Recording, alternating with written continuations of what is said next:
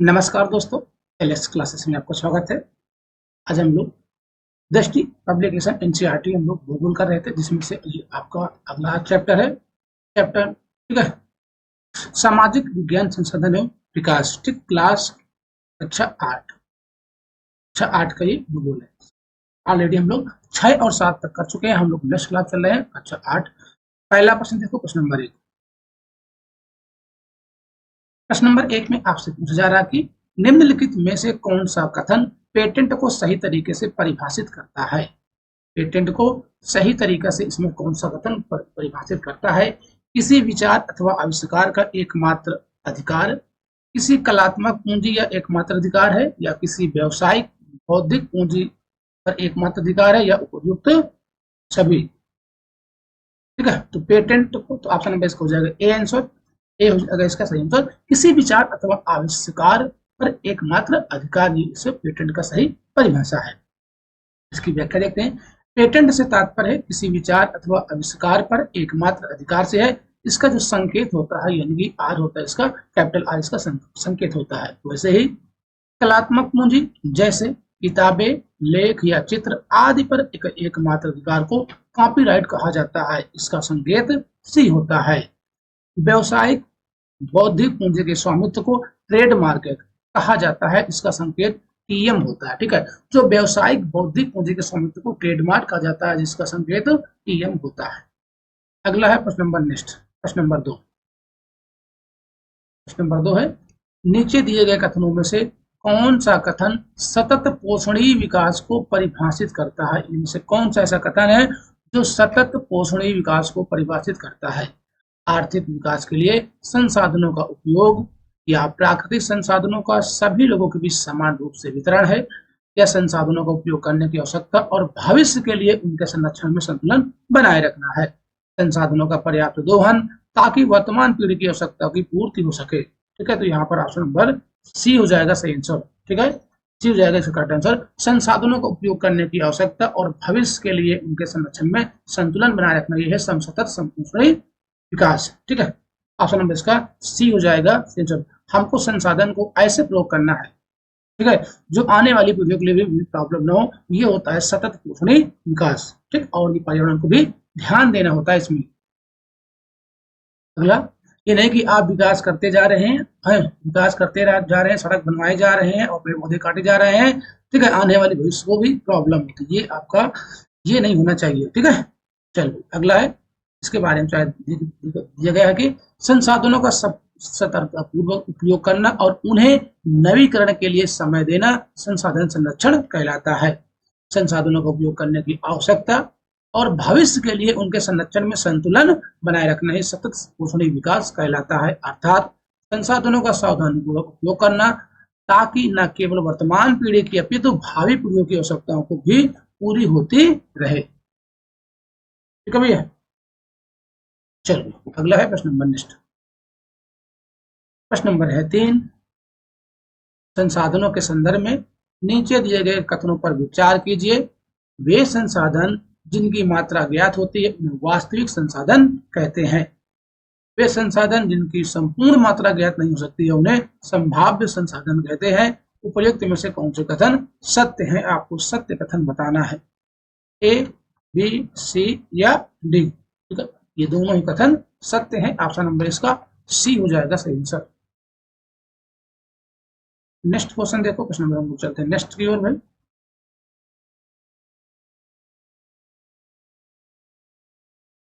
प्रश्न नंबर है, चलिए इसकी व्याख्या देख लेते हैं पहले। दोनों कथन क्या है। दोनों कथन सत्य थे। वास्तविक संसाधनों की मात्रा ज्ञात होती है जिनका वर्तमान में उपयोग भी किया जा रहा है। उदाहरण के रूप में रूर प्रदेश का कोयला, पश्चिम एशिया का खनिज तेल, है ना। अब रूर प्रदेश कहाँ संबंधित है इसका आपको कमेंट करना है। संभाव्य संसाधनों की मात्रा ज्ञात नहीं होती है किंतु इनका उपयोग भविष्य में किया जा सकता है। उदाहरण के रूप में लद्दाख में पाया जाने वाला यूरेनियम। अगला है प्रश्न नंबर 4। प्रश्न नंबर 4 है, निम्नलिखित में से कौन से अजैव संसाधन है। ठीक है, एक होते हैं जैव संसाधन, एक होते हैं अजैव संसाधन। मृदा, चट्टाने, वृक्ष और खनिज। बताओ इनमें से कौन से अजैव चट्टाने हैं। प्रश्न नंबर 4। ठीक है, प्रश्न नंबर 4 में जाएगा मृदा, चट्टाने और खनिज ये होती है अजैव चट्टाने। ऑप्शन नंबर इसका बी हो जाएगा 4 का सही आंसर। ठीक है, जो वृक्ष है ये जैव चट्टाने होती है। देखो, संसाधनों की उत्पत्ति के आधार पर जैव व अजैव व जैव संसाधनों में वर्गीकृत किया जा सकता है। अजैव संसाधन निर्जीव वस्तुएं होती है, जो अजैव संसाधन होता है वो निर्जीव वस्तुएं होती हैं, जैसे मृदा हो गया, चट्टाने हो गया, खनिज हो गया, है ना, हवा हो गया, ये सब क्या अजैव चट्टाने हैं। वही जैव संसाधन सजीव होते हैं, जैसे कि पौधे हो गए, जंतु हो गए। चलिए भाई, चैप्टर नंबर 2 है ये, भूमि, मृदा, जल, प्राकृतिक वनस्पति और वन्य जीवन संसाधन, क्लास 8 का ये चैप्टर नंबर 2 है।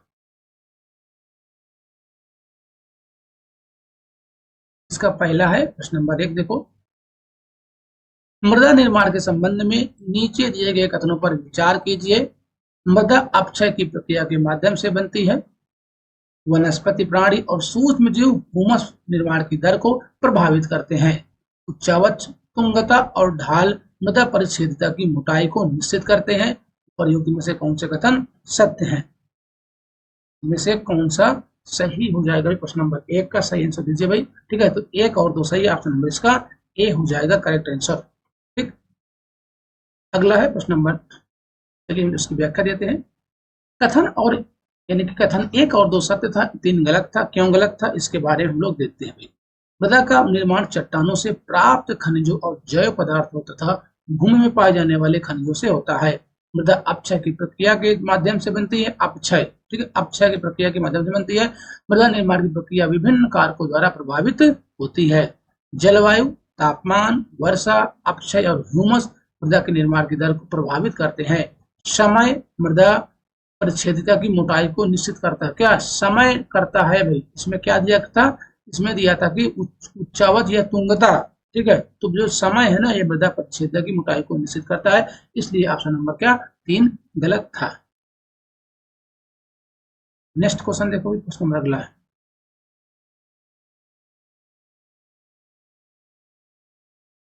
ठीक है, चलिए व्याख्या भी दी गई है। वनस्पति, प्राणी और सूक्ष्म जीव मृदा में ह्यूमस निर्माण की दर को प्रभावित करते हैं। उच्चावच, तुंगता और ढाल मृदा के संचय को निर्धारित करता है। जो उच्चावच होता है, तुंगता होता है और जो ढाल होता है मृदा के संचय को निर्धारित करते हैं। जनक शैल मृदा के रंग, गठन, रासायनिक गुणधर्म, खनिज की मात्रा एवं पारगम्यता को निर्धारित करते हैं। अगला है प्रश्न नंबर 2। निम्नलिखित में से कौन सी विधि तीव्र ढालों पर मृदा अपरदन को रोकने के लिए सबसे उपयुक्त है? रक्षक मेखला या रक्षक मेखला, मल्चिंग है, वेदिका फार्म या समोच्च रेखी जुताई। ठीक है, समोच्च रेखी जुताई का हो जाएगा वैसे वेदिका फार्म। वेदिका फार्म तीव्र ढालों की वाली सतह पर यदि वेदिका फार्म पद्धति के द्वारा कृषि की जाती है तो तब मृदा का अपरदन सबसे कम होता है। ठीक है, वेदिका फार्म। अगला है प्रश्न नंबर 3। प्रश्न नंबर 3 है, पहाड़ी ढालों पर मृदा अपरदन को रोकने के लिए निम्न में से कौन सी विधि सबसे उपयुक्त है? पहाड़ी ढालों पर ये मृदा अपरदन को रोकते, पहाड़ी ढालों पर यहाँ पर बात की गई है। समोच्च रेखी जुताई है, या रक्षक मेखला, या मल्चिंग विधि है, या इनमें से कोई नहीं। ठीक है, तो यहाँ पर हो जाएगा ऑप्शन नंबर ए समोच्च रेखी जुताई। ठीक है, पहाड़ी ढालों पर मृदा अपरदन को रोकने के लिए समोच्च रेखी जुताई करते हैं तो वहां पर अपरदन कम होता है। पहाड़ी ढालों पर समोच्च रेखी जुताई मृदा अपरदन रोकने की सबसे उपयुक्त विधि है। किसी पहाड़ी ढाल पर समोच्च रेखाओं के समानांतर जुताई ढाल से नीचे बहते जल के लिए एक प्राकृतिक अवरोध का निर्माण करती है, जबकि तटीय और शुष्क प्रदेशों में पवन गति रोकने के लिए वृक्षों को कतारों में लगाया जाता है ताकि मृदा आवरण को बचाया जा सके। इस विधि को रक्षक मेखला विधि कहते हैं। कहाँ पर? जब तटीय और शुष्क प्रदेश में जहाँ होते हैं ना, जहाँ पर हवाएं तेज चलती हैं, वहां पर भैया क्या वृक्षों को कतारों यानी कतार में लाइन में वृक्ष लगाए जाते हैं जिससे कि मृदा आवरण को बचाया जा सके। इस विधि को रक्षक मेखला विधि कहते हैं। इस विधि को भी आप लोग ध्यान देना है। ये कहाँ यूज होता है? तटीय और शुष्क प्रदेशों में। कौन सी विधि? रक्षक मेखला विधि। अगला है प्रश्न नंबर 4। प्रश्न नंबर 4 है, गिद्धों के लुप्त होने का सबसे प्रमुख कारण क्या है? ठीक, गिद्ध संरक्षण योजना कब से चलाई जा रही है, इसका कमेंट आप करना भाई। गिद्ध संरक्षण योजना, नदियों का प्रदूषित जल होता है, या अम्लीय वर्षा है, या गिद्धों का अत्यधिक शिकार है, या डिक्लोफिनेक एस्प्रिन जैसी पीड़ानाशी दवाएं। प्रश्न नंबर 4। ठीक है, 4 को जाएगा option number D. Option number D हो जाएगा इसका सही आंसर। देखो, जो जैसे कि मान लो जानवर है ना, गाय भैंस है, अगर उनके मान लो बच्चे मर जाते हैं तो उनकी जो एक दवा लगाई जाती है ना, दूध दोहने के लिए, कि मतलब दूध ऊपर उतर आए, तो उस दवा से भी प्रभाव पड़ता है गिद्धों के। ठीक, जब मान लो जानवर मर जाता है तो उसको गिद्ध खाते हैं, उनके गिद्ध भी मर जाते हैं सुखाकर। ठीक है, डिक्लोफिनेक, डिक्लोफिनेक।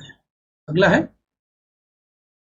गिद्ध मृत जीव जंतुओं को खाने के कारण एक अपमार्जक है। क्या है? अपमार्जक है, और उन्हें पर्यावरण का एक महत्वपूर्ण शोधक समझा जाता था। किंतु भारतीय उपमहाद्वीप में जिन पशुओं का उपचार, एक मिनट, किंतु जिन पशुओं का उपचार डिक्लोफिनेक एस्पिरिन अथवा इब्रोप्रोफेन जैसे कीड़कनाशी दवाओं से किया जाता है, उन्हें गिद्धों द्वारा अपमार्जन से उनकी किडनी खराब हो रही है अथवा वे मर रहे हैं। अगला है प्रश्न नंबर नेक्स्ट, प्रश्न नंबर है 5। यह वैश्विक नेटवर्क द्वारा जुड़े रक्षित क्षेत्रों की एक श्रृंखला है जिसे संरक्षण और विकास के बीच संबंध को प्रदर्शित करते हैं इरादे से बनाया गया है। उपयुक्त विवरण किसको निरूपित करता है? इनमें से जो विवरण दिया गया है किसको निरूपित करता है? प्रश्न नंबर 5। ठीक है, 5 हो जाएगा ऑप्शन नंबर बी, जैवमंडल, बायोस्फीयर रिजर्व, जैवमंडल निचय या बायोस्फीयर रिजर्व। ऑप्शन नंबर इसका बी हो जाएगा सही आंसर।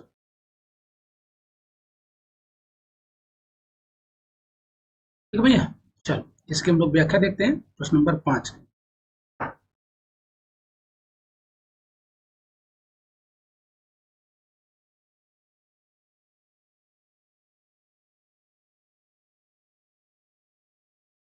जैवमंडल निचय यानी बायोस्फीयर वैश्विक नेटवर्क द्वारा जुड़े रक्षित क्षेत्रों की एक श्रृंखला है जिसे संरक्षण और विकास के बीच संबंध को प्रदर्शित करने के इरादे से बनाया गया है। ठीक है, प्रश्न नंबर 6 देखो, वर्तमान और भविष्य की पीढ़ी के लिए एक या एक से अधिक परितंत्रों की पारिस्थितिकी एकता की रक्षा के लिए निर्धारित किए गए प्राकृतिक क्षेत्र को क्या कहा जाता है? बोले, क्या कहते हैं? जैवमंडल निचय, या चिड़ियाघर, या जो वन्य जीव अभ्यारण्य है, या राष्ट्रीय उद्यान। प्रश्न नंबर 6। ठीक है, तो राष्ट्रीय उद्यान ऑप्शन नंबर इसका डी हो जाएगा 6 का सही आंसर, 6 का डी। प्रश्न नंबर 7, संकटग्रस्त वन्य प्राणी जात और वनस्पतियों में अंतरराष्ट्रीय व्यापार परिपाटी, ठीक है, CITES के संदर्भ में निम्नलिखित में से कौन से कथन सत्य हैं? यह विभिन्न देशों के सरकारों के बीच एक अंतरराष्ट्रीय समझौता है। ठीक है, बिल्कुल बात सही है भाई। इसके अंतर्गत पशु पक्षियों के अवैध व्यापार पर प्रतिबंध लगाया गया है। यदि बात सत्य है तो इसका ऑप्शन नंबर सी हो जाएगा सही आंसर। ठीक है, इसके बारे में देखो, CITES जो साइट्स है ना, साइट्स है the convention of international trade in endangered species of wild fauna and flora. तो इसका फुल फॉर्म भी पूछा जा सकता है। विभिन्न देशों की सरकारों के बीच एक अंतर्राष्ट्रीय समझौता है जिसमें पशु पक्षियों की अनेक प्रजातियों की सूची तैयार की गई है। इस सूची में दिए गए सभी पशु पक्षियों के व्यापार करने पर प्रतिबंध लगाया गया है। इसका उद्देश्य यह सुनिश्चित करना है कि वन प्राणी एवं पौधों के नमूने के अंतर्राष्ट्रीय व्यापार से उनके जीवन को कोई खतरा तो नहीं है। ठीक है, ये था क्लास 8 का दूसरा चैप्टर। हम लोग चलते हैं क्लास 8 का तीसरे चैप्टर की ओर। चैप्टर नंबर 3 है खनिज और शक्ति संसाधन। खनिज और शक्ति संसाधन। पहला प्रश्न देखो इसका, पेट्रोलियम एवं प्राकृतिक गैसों को धरातल के नीचे से निकालने के लिए खनन की किस विधि का प्रयोग किया जाता है? प्रवेधन, उपकी खनन है, या व्युत्पत्ति खनन है, या आखनन है? एक प्रश्न नंबर 1। ठीक है, तो प्रवेधन ऑप्शन नंबर इसका ए हो जाएगा सही आंसर। ठीक है। प्रवेधन,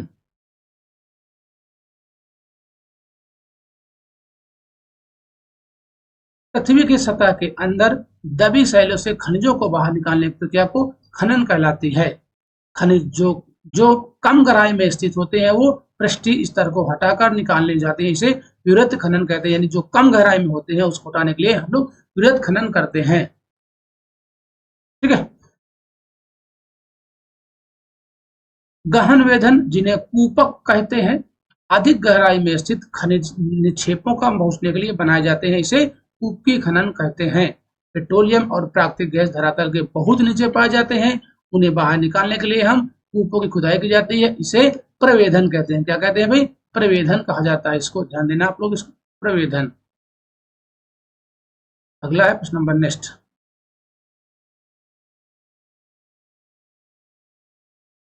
प्रश्न नंबर 2 है, धात्विक खनिज किन शैल समूह में पाया जाता है?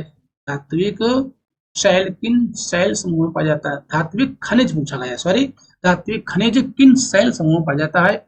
आग्नेय और अवसादी है, आयंत्रित और अवसादी है, या आग्नेय और कायंत्रित है, या उपयुक्त तीनों? ठीक है, उनका हो जाएगा सही। धात्विक खनिज होते हैं वो आग्नेय और कायंत्रित चट्टानों में पाए जाते हैं। ठीक है, चलिए भाई, आग्नेय चट्टाने से ही यानी कि अवसादी चट्टान और कायांतिक चट्टानों का निर्माण होता है। सबसे पहले आग्नेय चट्टाने का ही निर्माण हुआ था। ठीक है, चलो, आपके अवसादी चट्टानों से कोयला हो गया, पेट्रोलियम हो गया, है ना, ये सभी चीज मिलते हैं। प्राकृतिक रूप से प्राप्त होने वाले पदार्थ जिसका निश्चित रासायनिक संगठन हो वह खनिज होता है। संरचना के आधार पर खनिजों को मुख्यतः धात्विक और अधात्विक खनिजों में वर्गीकृत किया गया है। धात्विक खनिजों में धातु कच्चे रूप में होती है। धात्विक खनिज आग्नेय और कायांतित शैल समूह में, जिनमें विशाल पठारों का निर्माण होता है, ये इसमें पाए जाते हैं। प्रश्न नंबर 3, निम्नलिखित में से कौन से कथन सत्य हैं? इनमें से कौन से कथन सत्य हैं?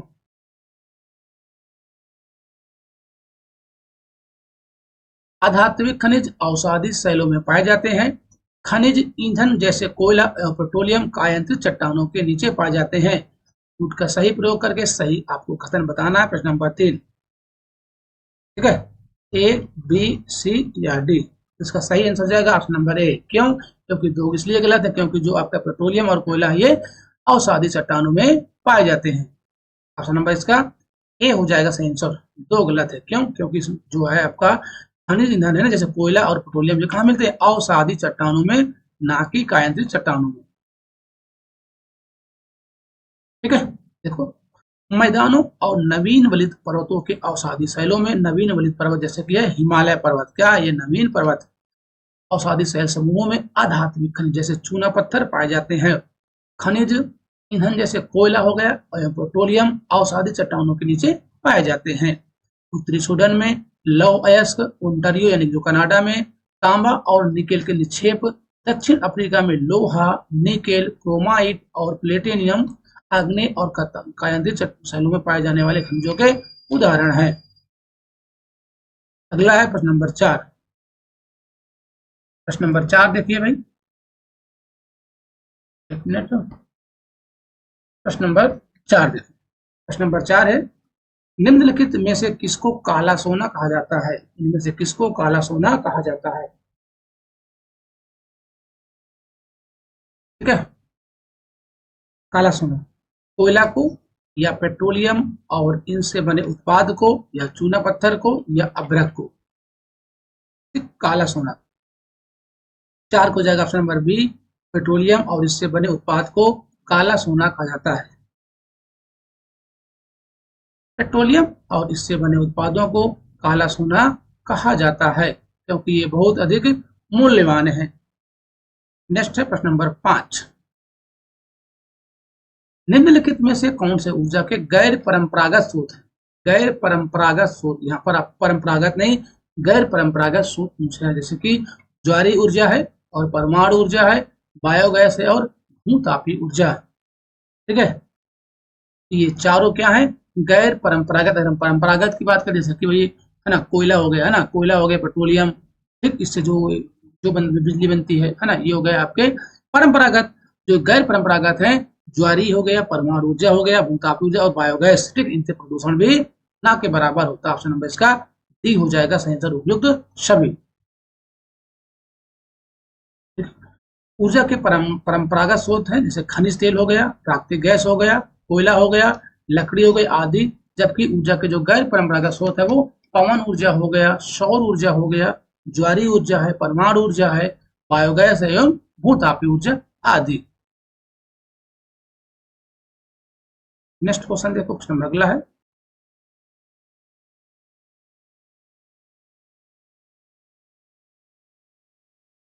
नंबर है 6।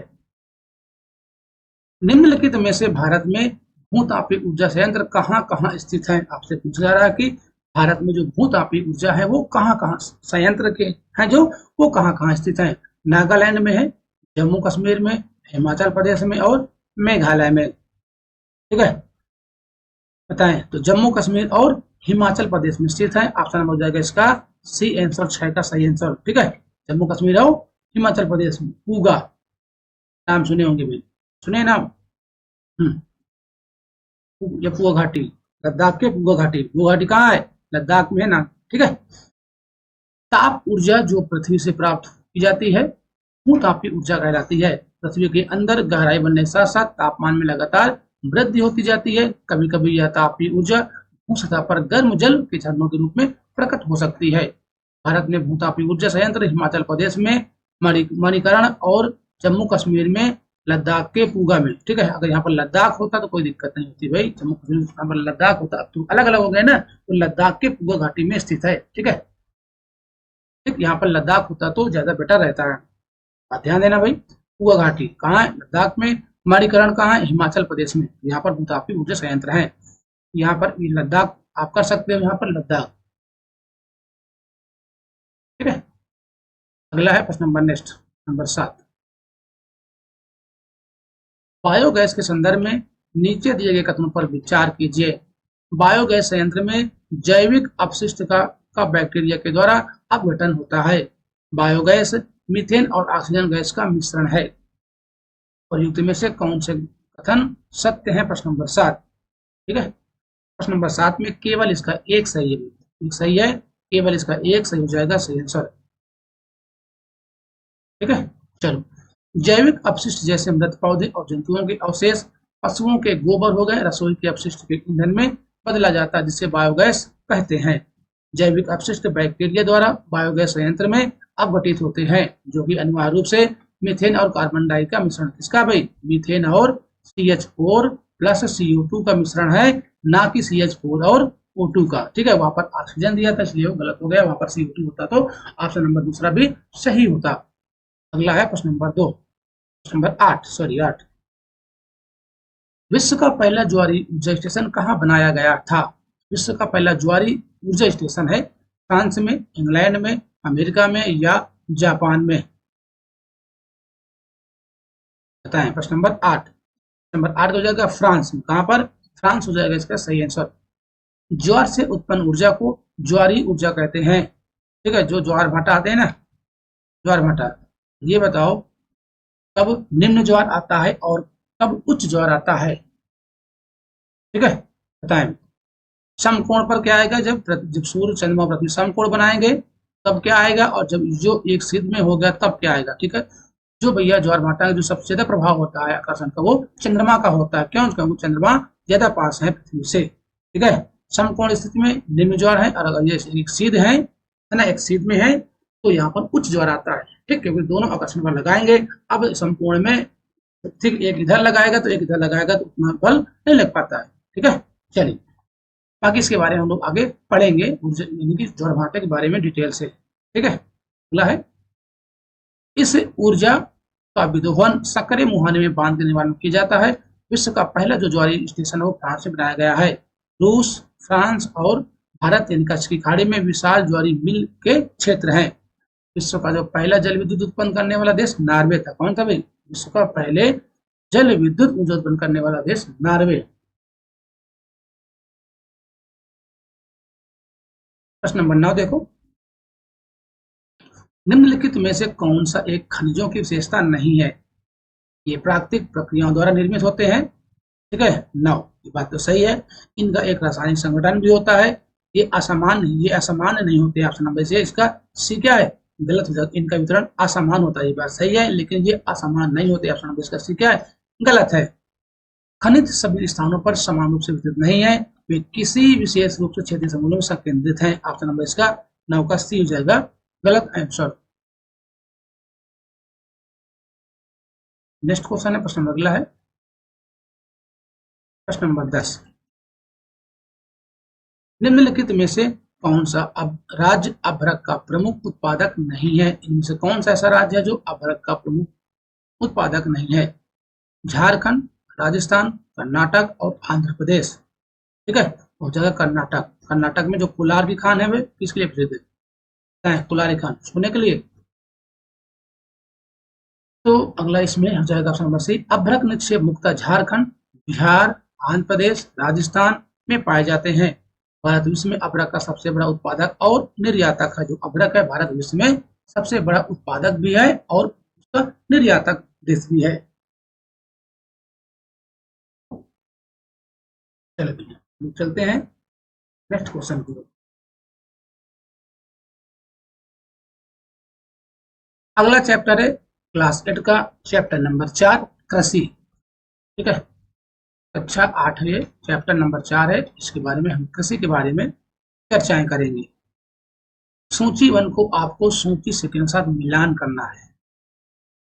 ठीक है, सेरिकल्चर, पिसीकल्चर, विटीकल्चर और हार्टिकल्चर। बताएं, पिसीकल्चर क्या है? मत्स्य पालन।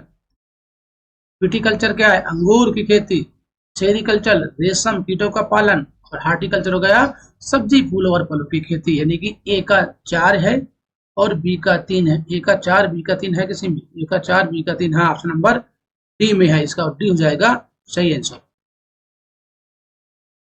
ठीक है, चलो इसको देख लेते हैं। सेरिकल्चर रेशम कीटों का वाणिज्यिक पालन होता है और पिसीकल्चर मत्स्य पालन यानी मछली। विटीकल्चर अंगूरों खेती होता है और हार्टिकल्चर जो होता है वाणिज्यिक उपयोग के लिए सब्जियों, फूलों और फलों को उगाना। अगला है प्रश्न नंबर 2। प्रश्न नंबर 2 है, इस जैविक कृषि के संदर्भ में नीचे दी कथनों पर विचार कीजिए। जैविक कृषि की बात हो रही है। इस प्रकार की कृषि में रासायनिक खाद की जगह जैविक खाद का प्रयोग किया जाता है। जैविक विधि द्वारा खेती करने से उत्पादन की लागत तो कम होती है, इसके साथ ही कृषकों को आय अधिक प्राप्त होती है तथा अंतर्राष्ट्रीय बाजार की इस स्पर्धा में जैविक उत्पाद अधिक खरे उतरते हैं। फसलों का उत्पादन बढ़ाने के लिए आनुवांशिक रूपांतरण किया जाता है। प्रयुक्त में से कौन से कथन असत्य है? इनमें से कौन सा कथन असत्य है? ए, बी, सी या डी? ठीक है, तो टू का हो जाएगा ऑप्शन नंबर क्या हो जाएगा भाई? 2 का हो जाएगा बी आंसर, यानी केवल 3 क्या है? गलत है। ऑप्शन नंबर इसका बी हो जाएगा सही आंसर। ठीक है, ये दोनों बातें क्या है? इसकी सत्य है जैविक कृषि के बारे में, लेकिन ये क्या है? गलत है। क्यों गलत है? इसकी हम लोग व्याख्या देखते हैं।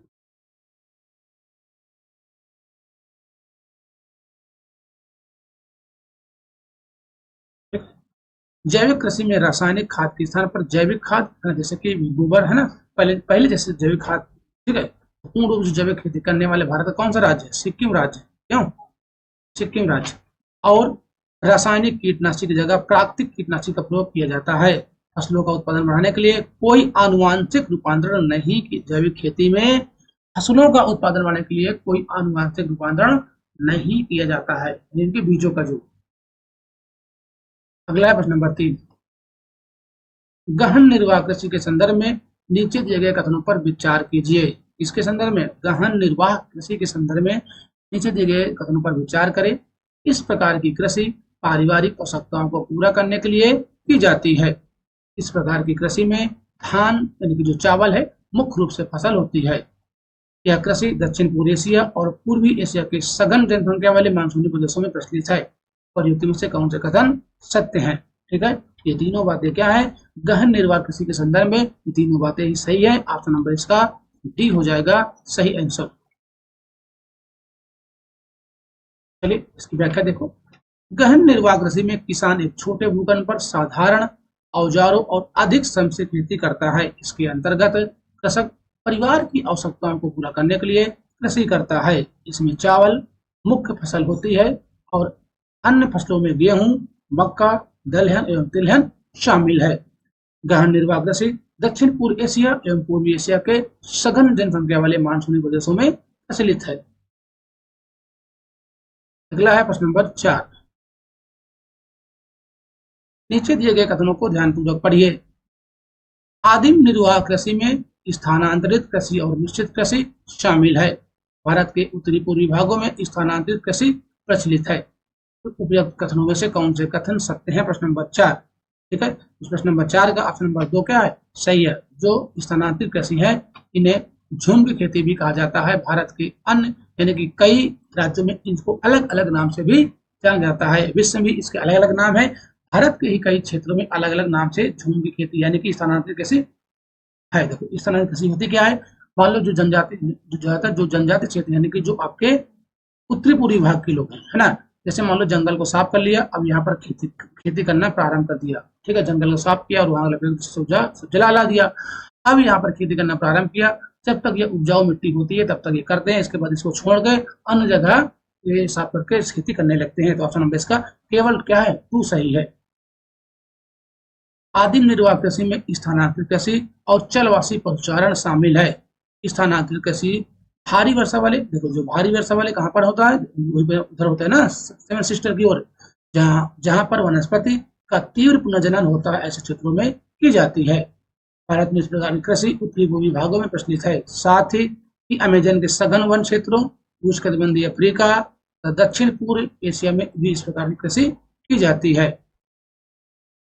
स्थानांतरित कृषि के अंतर्गत वृक्षों को काटकर और जलाकर भूखंड को साफ किया जाता है। तब राख को मृदा मिला जाता है तथा मक्का, आलू और कसावा जैसी फसलों को उगाया जाता है। भूमि की उर्वरता को समाप्त के बाद वह भूमि छोड़ दी जाती है और कृषक नए भूखंड पर चला जाता है। यह बात मैंने भी आपको जस्ट बताया। स्थानांतरित कृषि को कर्तन एवं दहन कृषि के रूप में भी जाना जाता है। जो स्थानांतरित कृषि को कर्तन एवं दहन कृषि के रूप में भी जाना जाता है।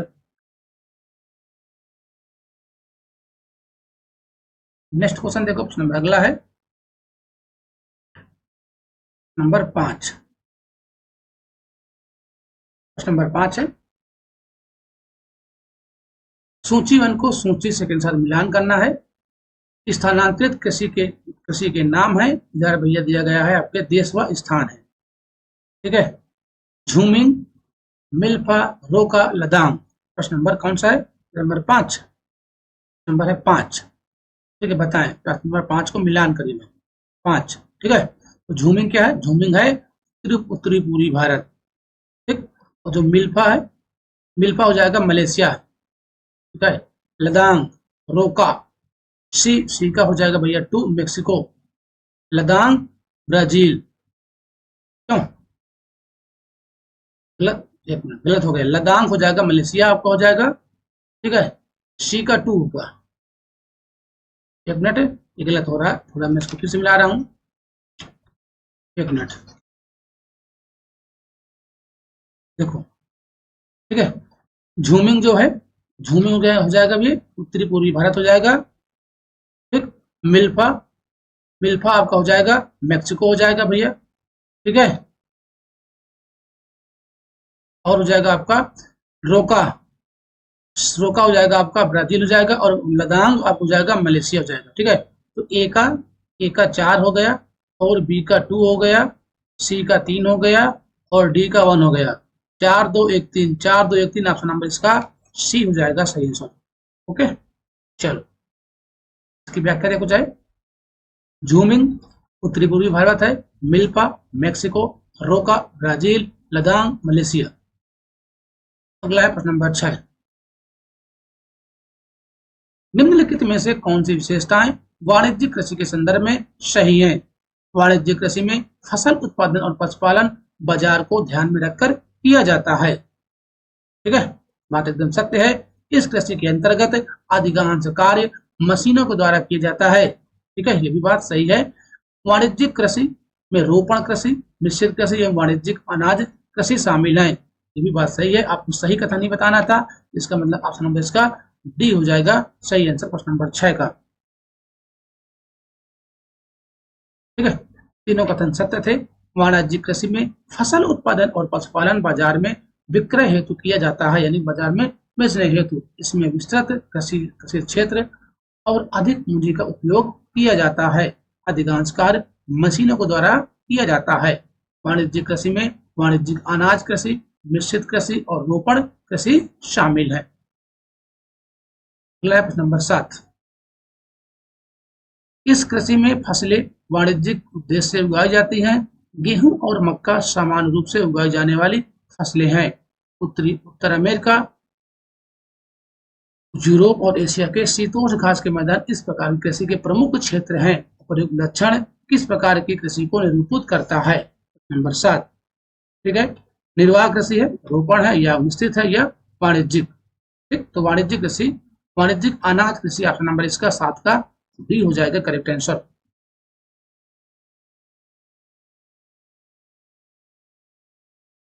चलिए अगला प्रश्न है, प्रश्न नंबर नेक्स्ट नंबर 8 देखते हैं। प्रश्न नंबर 8, रोपण कृषि के संदर्भ में नीचे दिए गए कथनों पर विचार करें। इसके संबंध में रोपण, इसमें बृहद पैमाने पर श्रम और पूंजी की आवश्यकता होती है। अच्छा, इस कृषि के मुख्य क्षेत्र शीतोष्ण कटिबंधीय प्रदेशों में पाए जाते हैं। इस कृषि में परिवहन जाल के विकास की अनिवार्यता होती है। उपरोक्त में से कौन से कथन असत्य हैं? आपको असत्य कथन बताना है प्रश्न नंबर 8 का। ठीक है, तो ऑप्शन नंबर इसका 2 क्या है? गलत है। बाकी ये दोनों सही है, लेकिन 2 गलत है। ऑप्शन नंबर इसका बी हो जाएगा सही आंसर। ठीक है, केवल 2 असत्य है। क्यों असत्य है? रोपण कृषि वाणिज्यिक कृषि का एक प्रकार है जहां चाय, कहवा, काजू, रबड़, केला, कपास की एकल फसल उगाई जाती है। इसमें बृहद पैमाने पर श्रम और पूंजी की आवश्यकता होती है। तो रोपण कृषि, ध्यान देना, चाय, कहवा, काजू, रबड़, केला और कपास। रोपण कृषि के मुख्य क्षेत्र विश्व के उष्णकटिबंधीय क्षेत्रों में है, ना कि शीतोष्ण कटिबंध में। ठीक है, कहाँ है? उष्णकटिबंधीय प्रदेशों में पाए जाते हैं। इस कृषि के उत्पाद का प्रसंस्करण खेतों पर ही या निकट के कारखानों में किया जा सकता है। इस प्रकार इस कृषि में परिवहन जाल के विकास की अनिवार्यता होती है। अगला प्रश्न नंबर 9, इस प्रकार की कृषि में भूमि का उपयोग भोजन व चारे की फसलें उगाने और पशुपालन के लिए किया जाता है। स्थानांतरित कृषि या रोपण कृषि या गहन निर्वाह कृषि या मिश्रित कृषि। प्रश्न नंबर 9, ठीक है, अगर मिश्रित कृषि ऑप्शन नंबर इसका डी हो जाएगा करेक्ट आंसर। मिश्रित कृषि में भूमि का उपयोग भोजन व चारे की फसलें उगाने और पशुपालन के लिए किया जाता है। यह यूरोप, पूर्वी संयुक्त राज्य अमेरिका, अर्जेंटीना, दक्षिण पूर्वी ऑस्ट्रेलिया, न्यूजीलैंड और दक्षिण अफ्रीका में प्रचलित है। अगला प्रश्न नंबर 10, धान यानी कि चावल की कृषि से संबंधित नीचे दिए गए कथनों में से कौन सा कथन असत्य है? आपको असत्य कथन बताना है। यह उष्णकटिबंधीय और उपोष्णकटिबंधीय प्रदेशों का मुख्य आहार है। बिल्कुल बात सही है। चावल के लिए उच्च तापमान, अधिक आर्द्रता एवं वर्षा की आवश्यकता होती है।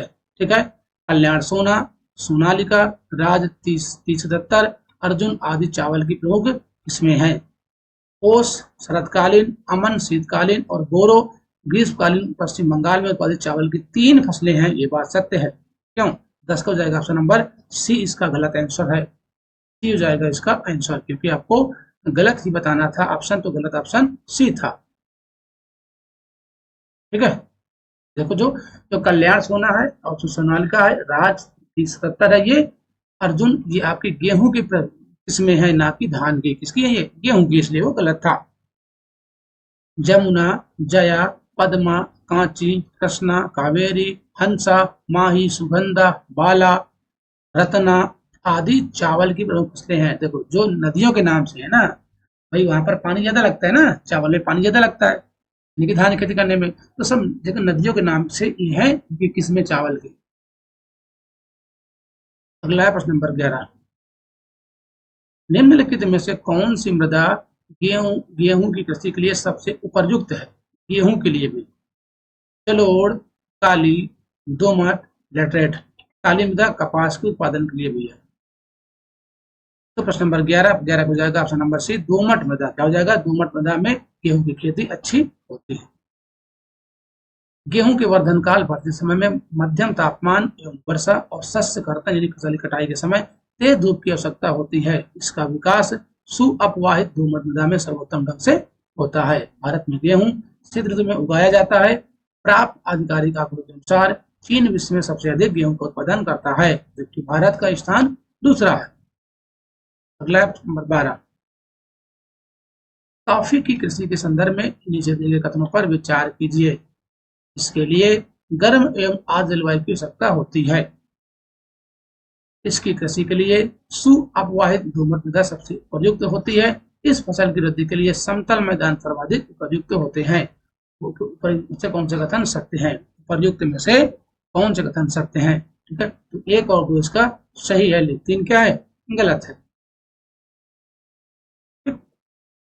चलिए, कॉफी की कृषि के लिए गर्म एवं आर्द्र जलवायु व सुअपवाहित दोमट मृदा की आवश्यकता होती है। इस फसल की वृद्धि के लिए पर्वतीय ढाल अधिक उपयुक्त होती है, वो पर्वतीय ढाल अधिक उपयुक्त होती है। ब्राजील जो है वो कॉफी का अग्रणी उत्पादक देश है।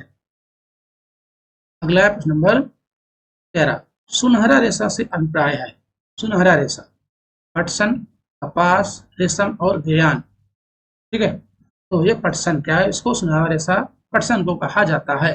पटसन को सुनहरा रेशा के रूप में भी जाना जाता है। यह जलोढ़ मृदा में अच्छे ढंग से विकसित होता है और इसे उच्च तापमान, भारी वर्षा आदि जलवायु की आवश्यकता होती है। यह फसल उष्णकटिबंधीय क्षेत्रों में उगाई जाती है।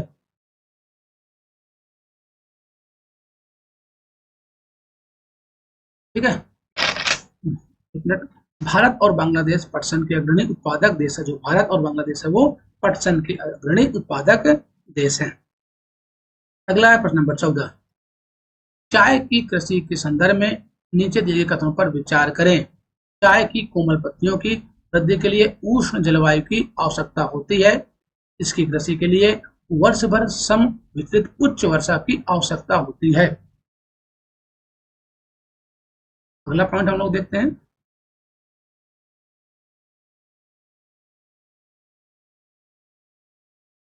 ठीक है, चाय की कृषि के लिए लैटराइट मृदा और मंद ढाल की आवश्यकता होती है। उपयुक्त में से कौन से कथन असत्य हैं? आपको असत्य कथन बताना है। ठीक है, तो भाई 1 और 3 क्या है? असत्य है। 2 सही है, 1 3 असत्य है। चाय बागानों में उगाई जाने वाली एक पेय फसल है। इसकी कोमल पत्तियों की वृद्धि के लिए ठंडी जलवायु की और वर्ष भर सम वितरित उच्च वर्षा की आवश्यकता होती है। इसके लिए सुअपवाहित दोमट मृदा और मंद ढाल की आवश्यकता होती है। ठीक है, ये था भाई क्लास 8 का चैप्टर नंबर 4। अब हम लोग देखेंगे चैप्टर नंबर 5 में, कि इसको हम अगले लेक्चर में देखेंगे भाई। धन्यवाद सभी को, हम लोग मिलते हैं नेक्स्ट लेक्चर में।